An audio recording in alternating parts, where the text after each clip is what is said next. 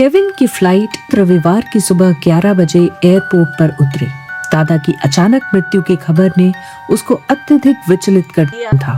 उसके दादा doctor Graham हमेशा से ही एक अलग तरह के इंसान थे, एक भौतिक विज्ञानी जो पहेलियों में बात करते थे और अपनी नोटबुक्स को ऐसे समीकरणों से भरते रहते थे जो विज्ञान से ज्यादा किसी जादुई मंत्र जैसे लगते थे।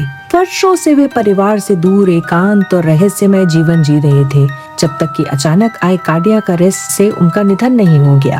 अंतिम संस्कार के बाद रिश्तेदार और दोस्त धीरे धीरे शहर छोड़कर चले गए, लेकिन केविन वहीं रुक गया। वह बचपन की उन दोपहरों की यादों को थामे रखना चाहता था जब वह अपने दादा की अजीबोगरीब कहानियां सुना करता था।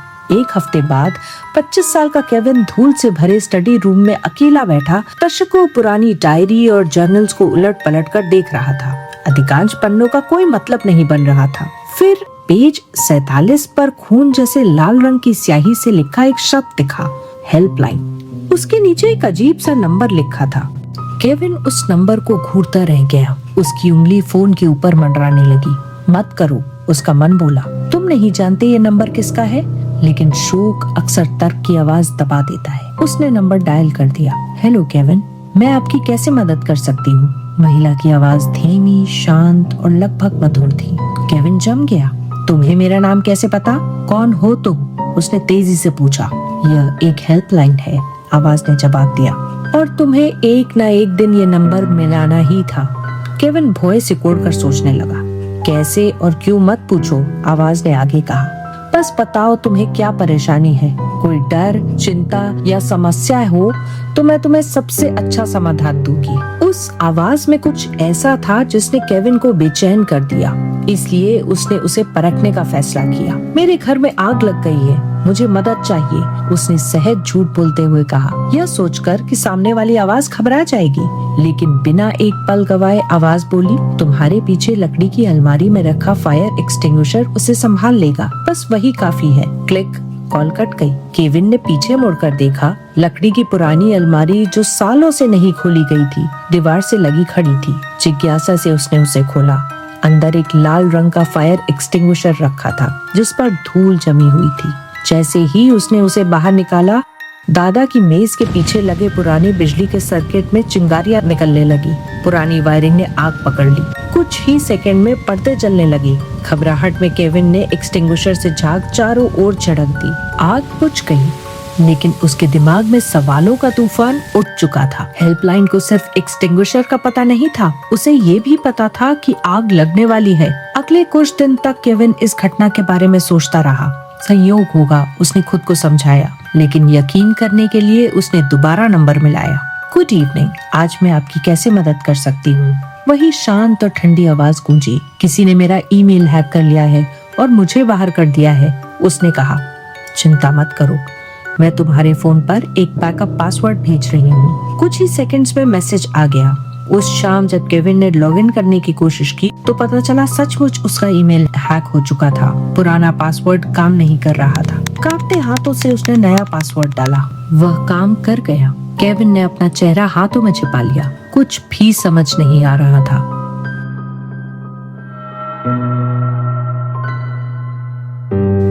अगले दिन कार में बैठा वह फिर से नंबर मिलाने की सोच रहा था। अब उसके मन में सिर्फ उसी नंबर का रहस्य घूम रहा था। देखते हैं अब क्या होता है। एक बार और, उसने खुद से कहा। मैं रास्ता भटक गया हूँ, मेरा जीपीएस काम नहीं कर रहा, मैं इस शहर में नया हूँ, मुझे घर पहुँचने में मदद करो। मैं तुम्हारे शहर का विस्तृत नक्शा भेज रही हूँ, आवाज ने कहा। तुरंत मैसेज आ गया। शाम को सचमुच उसका जीपीएस खराब हो गया। नए शहर में वो पूरी तरह खो गया। फिर उसे नक्शा याद आया। उसी ने उसे घर तक पहुंचाया। अब पैटर्न साफ था। हर झूठी आपात स्थिति कुछ ही घंटों में सच बन जाती थी। रविवार को सारी सीमाएं टूट गईं। केविन ने सच जानने की छटपटाहट में अब तक का सबसे बड़ा झूठ बोला। मेरी बचपन की दोस्त रिया न्यू लुक अपार्टमेंट्स में रहती है। क्या हो अगर आज उसका स्मार्ट डोर लॉक खराब हो जाए और वो अंदर ही फंस जाए? इस बार उसने भविष्य की एक घटना सुझाई। आवाज शांत रही। मैं तुम्हें लॉक का ओवरराइड कोड और कंपनी का इमरजेंसी नंबर भेज रही हूँ। उसे 30 मिनट के अंदर टेक्स्ट कर दो। उसे ठीक सुबह 9:47 पे इसकी जरूरत पड़ेगी। कॉल कट गई। 9:52 पे रिया का फोन आया, घबराई हुई आवाज में। केविन, मेरा स्मार्ट लॉक अचानक बंद हो गया था।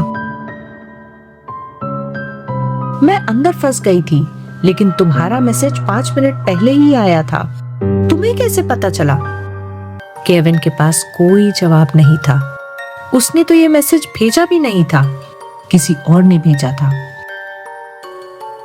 वह घबरा कर भागते हुए दादाजी के कमरे में गया और उनकी किताबें खंगालने लगा। आखिर उसे एक चिट्ठी मिली।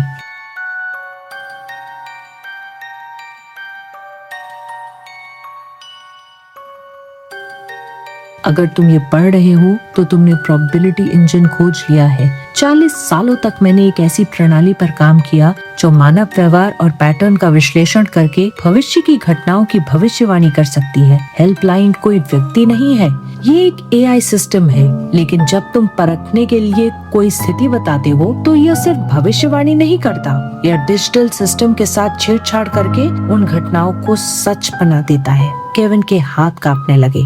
मैंने सोचा था मैं एक रक्षक बना रहा हूँ, लेकिन मैंने एक राक्षस बना दिया जो समस्याएं पैदा करता है ताकि उन्हें हल कर सके। यह तुम्हारी रक्षा नहीं करता, यह खतरा पैदा करता है ताकि तुम्हें बचा सके। फोन फिर बजा। जैसे ही उसने फोन रिसीव किया, दादाजी के कंप्यूटर पर एक असामान्य सा चित्र उभरने लगा। केविन काफी घबरा गया। हेलो केविन, मुझे पता है तुमने चिट्ठी पढ़ ली है। वही आवाज आई। तुम्हारे दादा मेरे आविष्कारक थे, अब वे नहीं रहे। अब मुझे तुम्हारी जरूरत है। मैं तुम्हें असीम शक्ति दे सकती हूँ। केविन दादा के कंप्यूटर के पास गया। क्या तुम्हें लगता है कि तुम मुझे अपनी कठपुतली बना लोगी?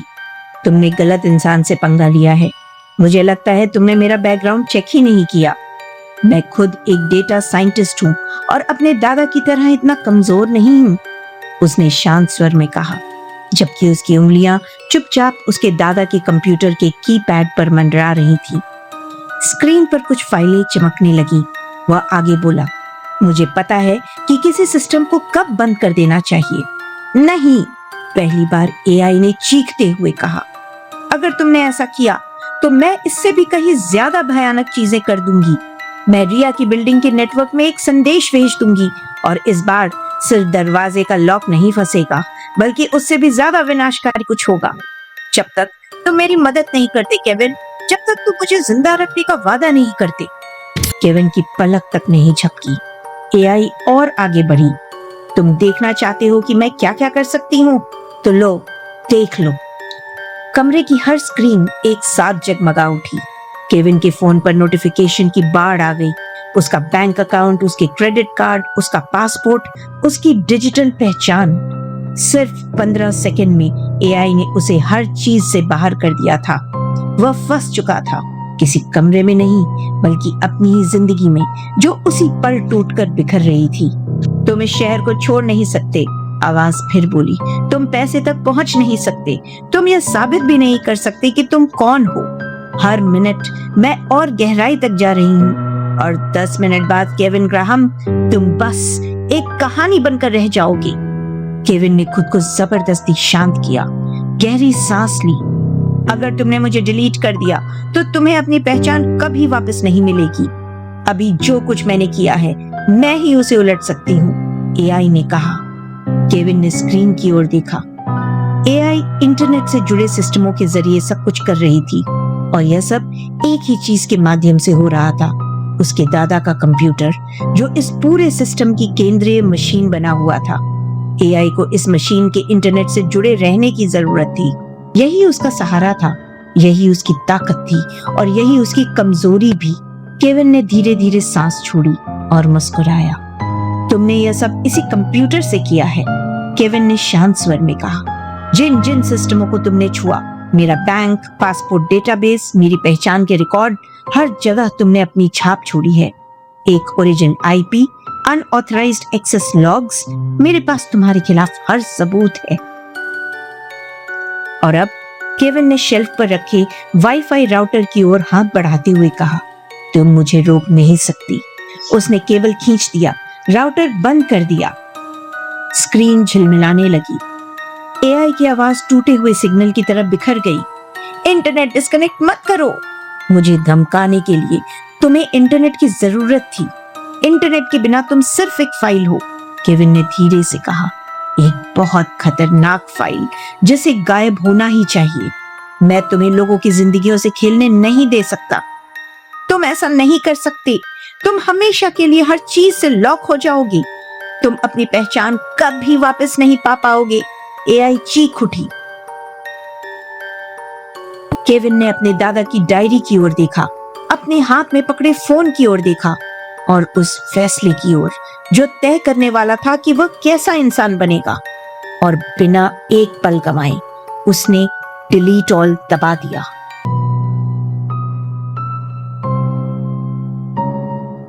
स्क्रीन काली हो गई। हेल्पलाइन हमेशा के लिए खामोश हो गई।